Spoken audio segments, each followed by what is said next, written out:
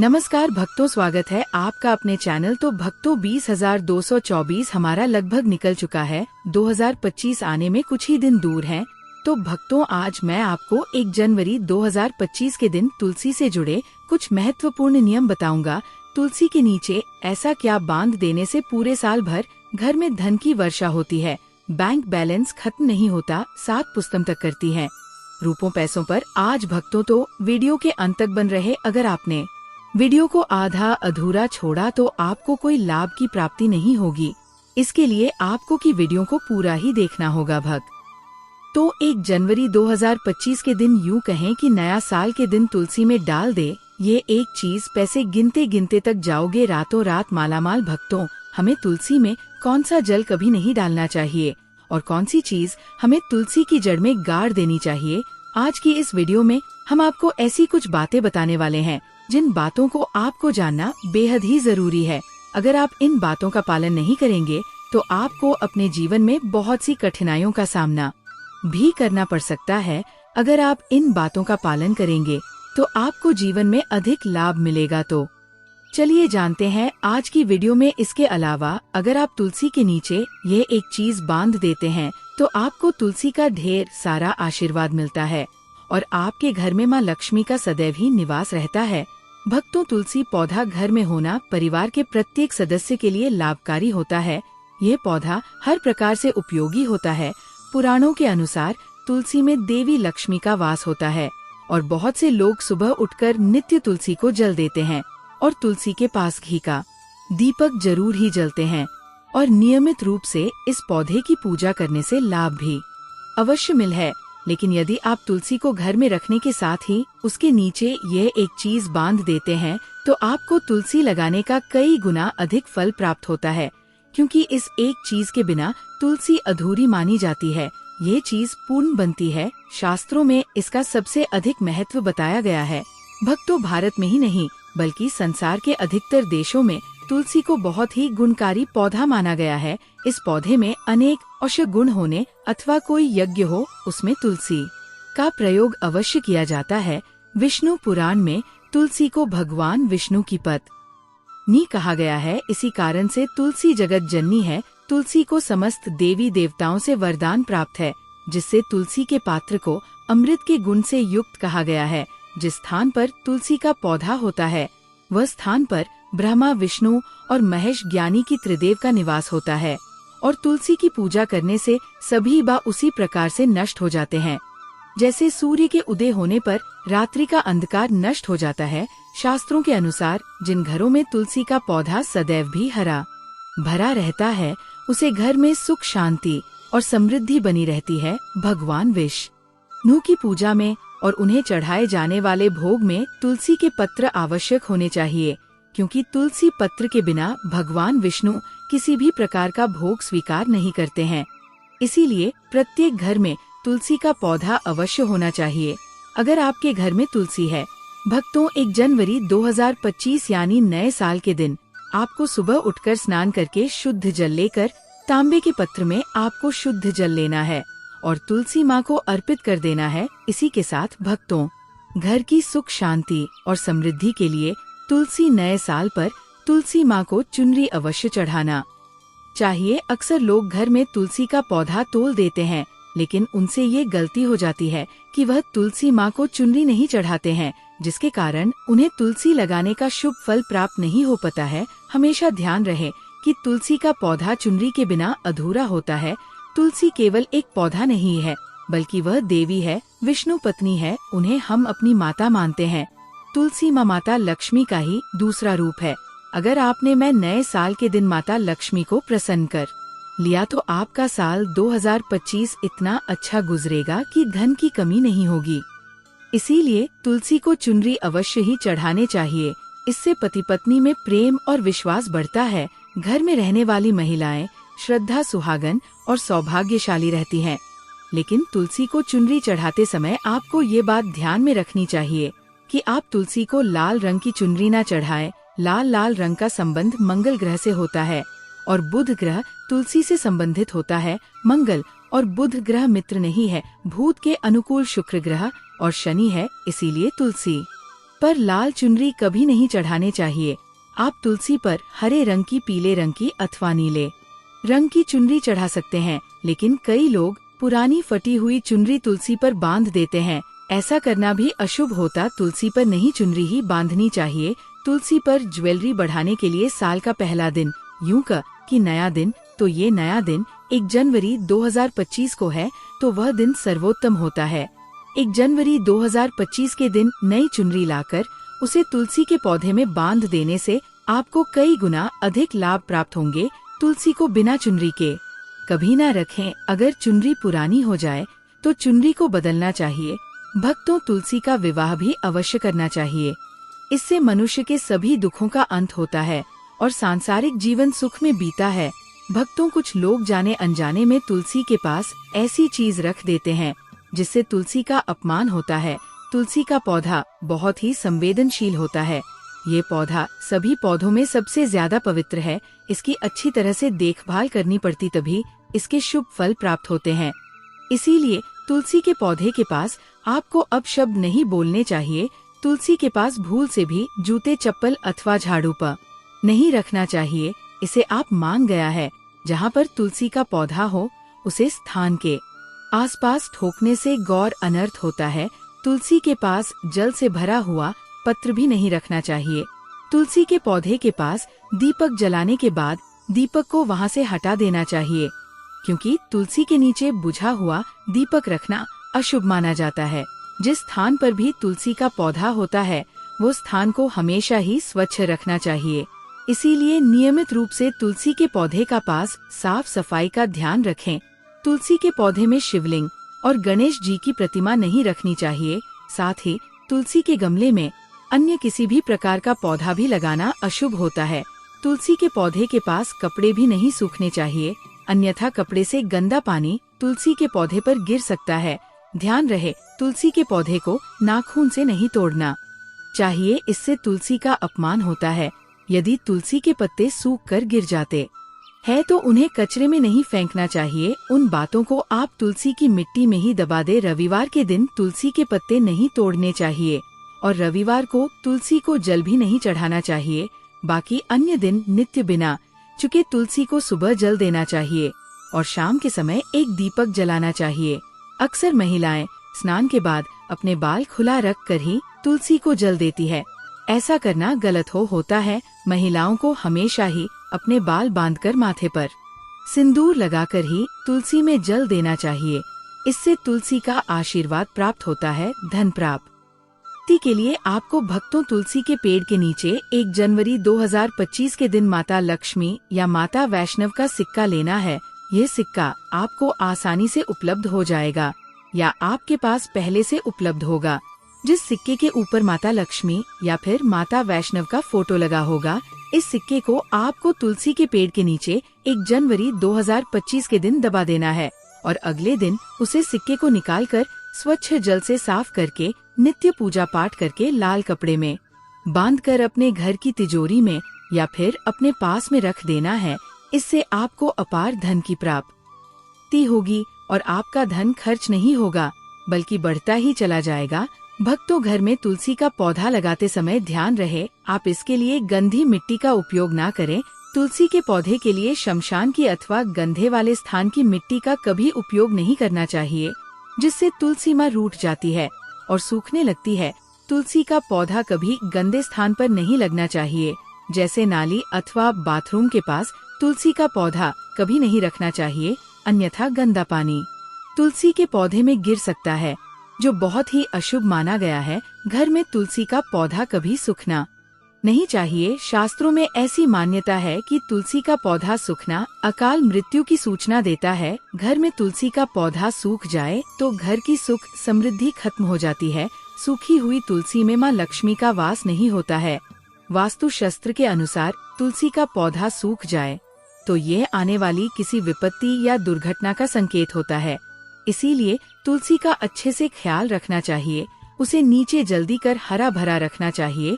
तुल में कभी भी किसी प्रकार के केमिकल नहीं डालने चाहिए, केवल खाद्य पदार्थ और गोबर का प्रयोग करना चाहिए। साथ ही इस बात का ख्याल रखें कि कि तुलसी में मकड़ी के जाले अथवा कीड़े नहीं लगने चाहिए।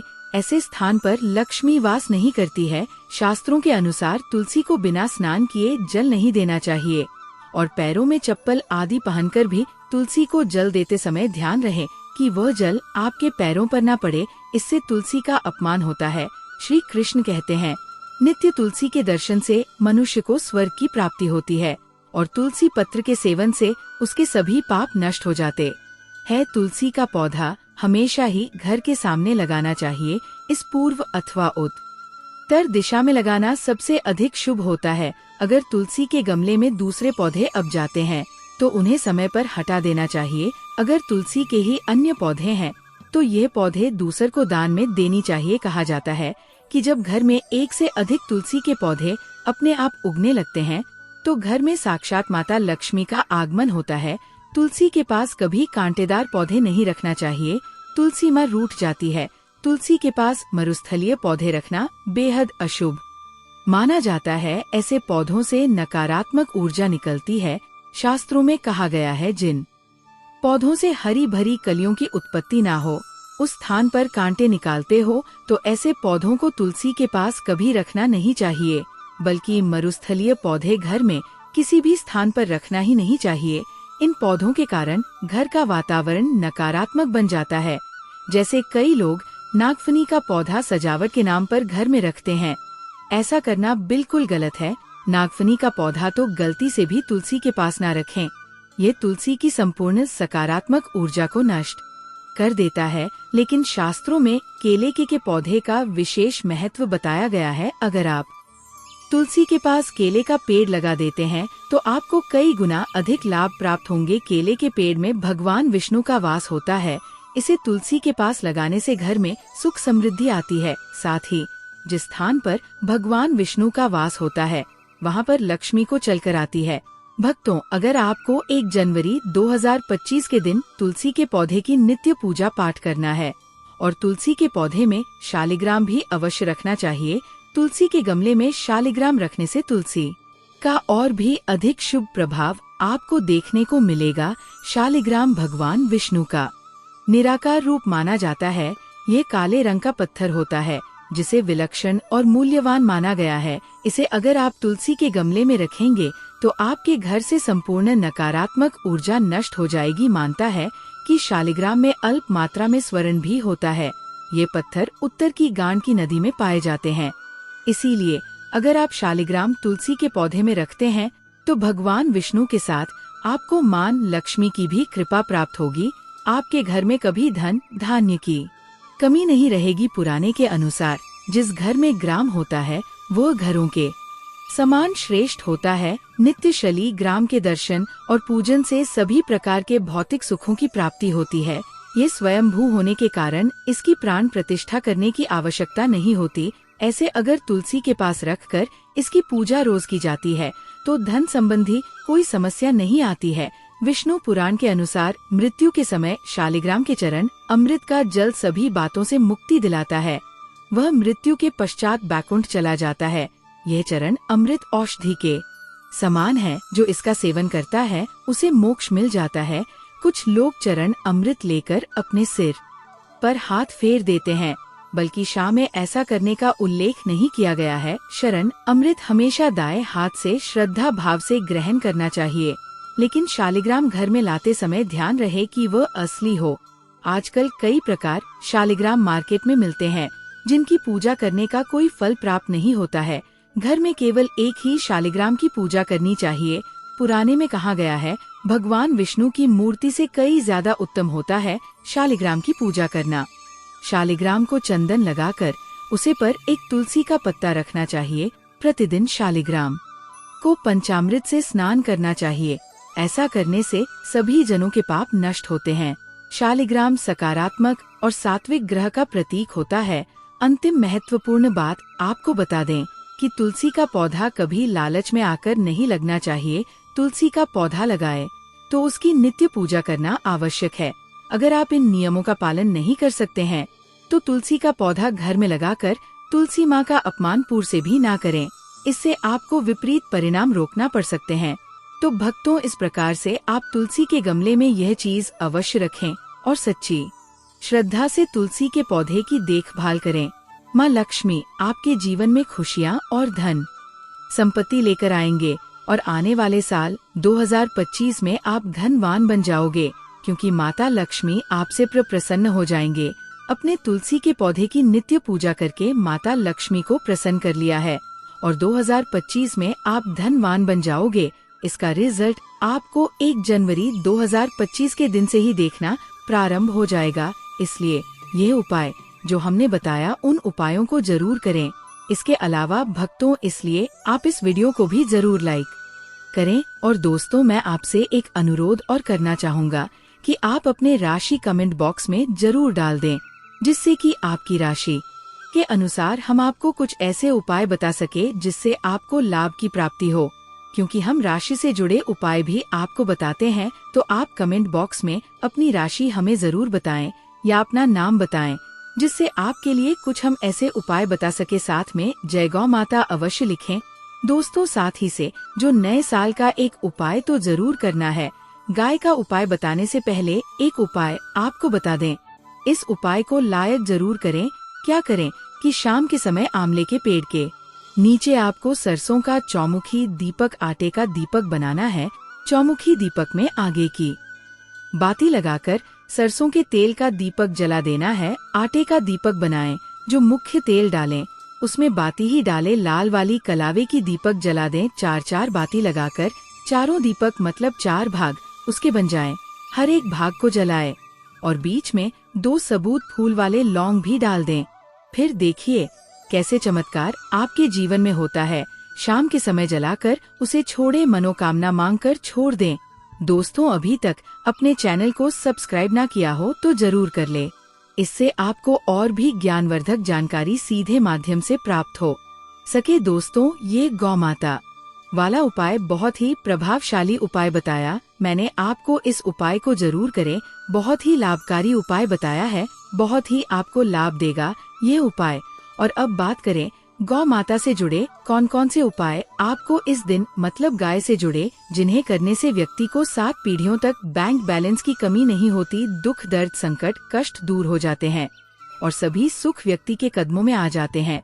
तो दोस्तों, मार्गशीर्ष पूर्णिमा के दिन आपको गौ माता की पूजा अवश्य करना है और गौ माता को जो भोग कार्तिक पूर्णिमा के लिए बनाया गया था, उसे भोग से 2 पूड़ी जरूर ही खिला देनी है। सूखी पूरी नहीं खिलाना है। पूड़ी के ऊपर आप मिठाई या कोई सब्जियां, हलवा जो भी बनाया है वो आपको गौ माता को जरूर ही खिलाना है। दोस्तों, हर एक और मांगलिक काम में गौ माता या उनसे जुड़ी चीज जैसे गाय का गोबर, गोमूत्र, गाय का दूध अथवा गाय के दूध से बना घी जरूर शामिल करें। इससे आपको पुण्य भाव की प्राप्ति होगी। सनातन परंपरा के अनुसार जिस घर में गाय होती है उसे घर से जुड़े सभी वास्तु दोष स्वयं खत्म हो जाते हैं, क्योंकि पंचम याग के बिना कोई भी पूजा पाठ और हवन सफल नहीं होता। दोस्तों, हो सके तो मार्गशीर्ष महीने में एक बार, हो सके तो परिवार सहित एक बार गौशाला जाने का नियम जरूर बनाएं और गायों को हरा चारा जरूर खिलाएं, जिससे सभी वास्तु दोस्त शांत हो जाते हैं। दोस्तों, आपका प्रिय चैनल कभी किसी को भी गलत जानकारी नहीं देगा और इनसे जुड़े दोषों का निदान हो जाता है।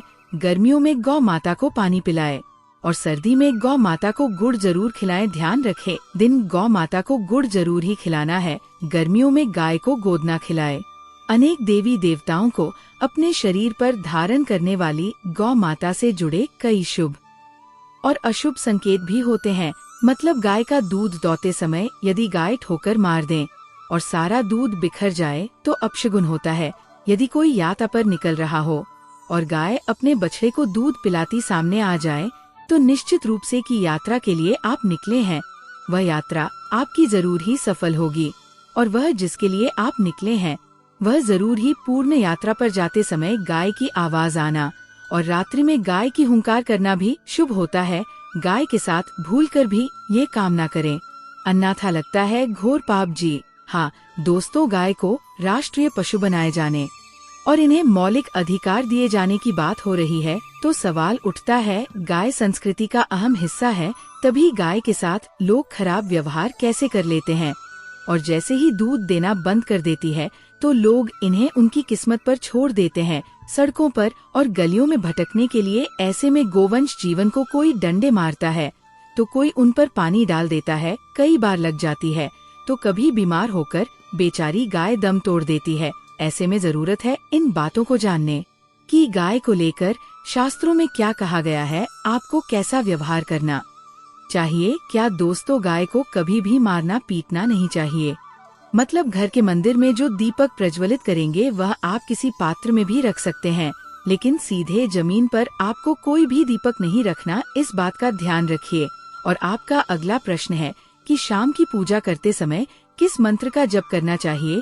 दीप प्रज्वलित करते समय दीप जलाने का मंत्र क्या होता है? तो देखिए, दीप जलाने का मंत्र मैं आपको बता दे हूँ। आप अगर जप सकते हैं तो जरूर जपी, लेकिन अगर आप मंत्र नहीं जप पाते हैं तब भी शाम के समय जब आप दीपक प्रज्वलित करते हैं उस समय आप किसी भी मंत्र का जाप कर सकते हैं, जैसे कि आप चाहे तो माता रानी कृष्ण कन्हैया के किसी मंत्र का जप कर सकते हैं।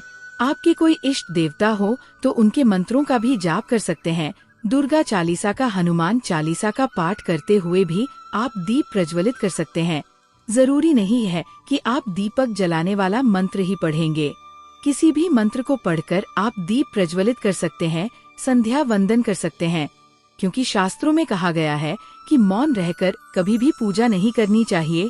जो भी शुभ कर्म होते हैं वह मंत्र उच्चारण के साथ ही संपूर्ण किए जाते हैं, इसलिए मंत्रोच्चारण आवश्यक है। कोई भी मंत्र जपते हुए आप पूजा कर सकते हैं, संध्या वंदन कर सकते हैं, लेकिन दीपक जलाने का जो शास्त्रों के अनुसार मंत्र है वह मैं आपको पढ़कर बता देता हूँ। मंत्र है शुभम करोति कल्याणम आरोग्यम धन संपदा शत्रु बुद्धि विनाशाय दीप ज्योति नमोस्तुते दीपो ज्योति परम ब्रह्मा दीपो ज्योति जनार्दन दीपो हर तुम्हें पापम संध्या दीप नमोस्तुते। इस मंत्र का जाप दीपक प्रज्वलित करते समय करने से कहा जाता है कि सभी प्रकार के पापों से मुक्ति मिल जाती है और दीप देवता जो होते हैं वह हमारे जीवन में प्रकाश करते हैं। तो बहुत आसान है यह मंत्र, अगर आप लोग नियमित पढ़ेंगे तो निश्चित ही आपको याद हो जाएगा और दीपक प्रज्वलित करते समय आप बिना देखे भी पढ़ पाएंगे। और अभी आप चाहे तो इसे किसी कागज पर लिखकर रख सकते हैं और घर के मंदिर में ही रख दीजिए जहाँ पर आपको दीपक प्रज्वलित करना है। तो जब आप दीप जलाएंगे तब आप इस मंत्र को देखकर पढ़ सकते हैं और कुछ दिनों में तो याद हो ही जाता है। तो ये है आज की वीडियो जिसमें शाम की पूजा से संबंधित, शाम को दीप दान से संबंधित संपूर्ण जानकारी मैंने आपको शेयर की है। उम्मीद करता हूँ वीडियो आपके लिए उपयोगी होगी। इसके अलावा भी अगर आपका कोई प्रश्न हो तो कमेंट बॉक्स में जरूर लिखें और ये वीडियो आपको कैसी लगी कमेंट बॉक्स में लिखकर जरूर बताएं। इन गलतियों से घर में होती है धन की कमी, जल्द अपनाएं। ये वास्तु टिप्स नंबर 1, घर में तुलसी का पौधा और दाड़िम का पेड़ होना ही चाहिए। यह दोनों धन को बहुत शुभकारी होते हैं। तुलसी माता जगदम्बा का रूप है, जब भी तुलसी सूख जाए सावधान रहे, यह आपदा और धन के नाश का प्रतीक है। नंबर 2, अगर किसी भूखंड में ईशान कोण कट जाता है तो हरगिज ना खरीदे, ऐसे घर में रहने वाले दरिद्रता भोगते हैं। उसी प्रकार अगर ईशान में स्थित शौचालय भी गरीबी और रोग को आमंत्रित करता है। नंबर 3, घर के उत्तर दिशा में रखा गया मछली कुंड सुख और संपत्ति को आमंत्रित करता है। ध्यान रहे मछली कुंड का जल बदलते रहे, मृत जीवों को मछली कुंड में न रखे। नंबर 4, घर की मालकिन सुबह स्नान करके मुख्य द्वार की देहरी पर एक लोटा जल नित्य डाले तो माँ लक्ष्मी का आगमन होता है। अपनी माता या पत्नी से वाद विवाद या झगड़ा करने से विशेषकर शुक्रवार को या सोमवार को धन संबंधी रुकावटें आती हैं। नंबर 5, प्रत्येक अमावस्या को घर का सारा फालतू सामान बेच दे या बाहर निकाल दे, इससे घर में सुख शांति रहती है और आर्थिक रूप से सक्षम बनते हैं। अमावस्या को कोई नई वस्तु या कपड़े खरीदने से बचना चाहिए। नंबर 6, शाम के समय कोई मेहमान या सुहागिन स्त्री आती है तो उसका सम्मान करके जलपान करावे, ये माँ लक्ष्मी के आने का संकेत है। नंबर 7, यदि गृह के आग्नेय कोण में पानी की मटकी या जल संचय की व्यवस्था गलती से हो गई हो तो उस दोष को कम करने के लिए उस स्थान के ऊपर एक लाल बल्ब 24 घंटे जला रहने दे। इस दोष के कारण खर्चे बहुत बढ़ जाते हैं। नंबर 8, एक नियम का पालन करें, प्रतिदिन घर के मंदिर में दीपक जलाए घर की प्रथम रोटी गाय को एवं अंतिम रोटी कुत्ते को दे। इन बेजुबान जानवरों को रोटी देने पर भाग्य के दरवाजे खुल जाते हैं। नंबर 9 पीपल को विष्णु का अवतार कहा जाता है। प्रतिदिन पीपल को जल चढ़ाने से लक्ष्मी की प्रसन्नता प्राप्त होती है। अगर घर में पीपल हो तो कभी भी उसे नहीं कटवाए, इससे माता लक्ष्मी और विष्णु की अप्रसार होती है। नंबर 10 कभी भी घर में 2 बार झाड़ू पोंछा ना करें, 1 बार के झाड़ू पोंछा से नकारात्मक ऊर्जा समाप्त होती है तो दूसरी बार करने से सकारात्मक ऊर्जा समाप्त हो जाती है और देवी देवताओं का पलायन हो जाता है। नंबर 11 घर के अग्नि कोण या पूर्व दिशा में या ईशान कोण या उत्तर और वायव्य कोण के बीच में अलमारी या तिजोरी रखने से खर्चे बढ़ते हैं और धन कम होता जाता है। दक्षिण दिशा में उत्तर मुखी अलमारी या नशत में उत्तर मुखी या पूर्वामुखी या उत्तर दिशा में पूर्वाभ्यास धन संपदा उत्तरोत्तर बढ़ती रहती है। नंबर 12 घर में तांबे का कलश, हाथी की मूर्तियाँ, चित्र, शहद, दर्पण, मोर के जोड़े की मूर्तियाँ, चित्र, घी रखना चाहिए। मार्केट पुराण के अनुसार ये वस्तुएं माँ लक्ष्मी को आमंत्रित करती हैं। इसके अलावा पूजा घर में स्वयं के कुलदेवता या कुलदेवी का स्थान जरूर होना चाहिए। नंबर 13 ईशान कोण में स्थित कमरे का दरवाजा पूर्वाभिमुख या उत्तराभिमुख रखने से धन की कमी नहीं रहती है। नंबर 14 घर का मध्य कोण खाली होना चाहिए। यह ब्रह्मा का स्थान है। जब मध्य स्थान खाली होता है तो घर में सुख संपदा का वर्चस्व रहता है। नंबर 15 अगर जल निकासी की व्यवस्था ईशान कोण की तरफ हो तो धन के लिए बहुत लाभकारी रहती है। इसके विपरीत पश्चिम या नशत की और जल निकासी या नाला हो तो सुख और धन का नाश करता है। नंबर 16 जब पूर्व में स्नानागार हो और वायव्य में या दक्षिण दिशा में शौचालय हो तो धन प्राप्ति में बाधक नहीं बनता है, अन्य दिशाओं या कोण में प्रकृति में बाधक बन जाता है। नंबर 17 ईशान यानी उत्तर पूर्व में जल संचय की व्यवस्था जैसे बोरिंग, कुआं, टैंक धन को बढ़ाने में बहुत सहायक होती है। जल 5 तत्वों में एक महत्वपूर्ण तत्व है। जल तत्व का वास्तु में सही नियोजन धन संपदा बढ़ाने वाला माना गया है। नंबर 18 अगर किसी मंदिर में नीचे आंगन में गिरा हुआ सिक्का या पुष्प मिल जाए तो लाल कपड़े में बांध कर रखें।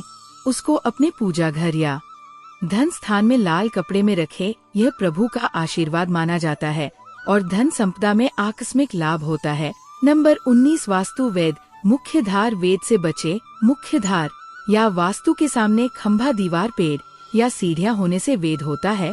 ये सकारात्मक ऊर्जा को रोकता है और धन और प्रकृति में बाधक बनता है। नंबर 20 आग्नेय कोण में रसोई ईशान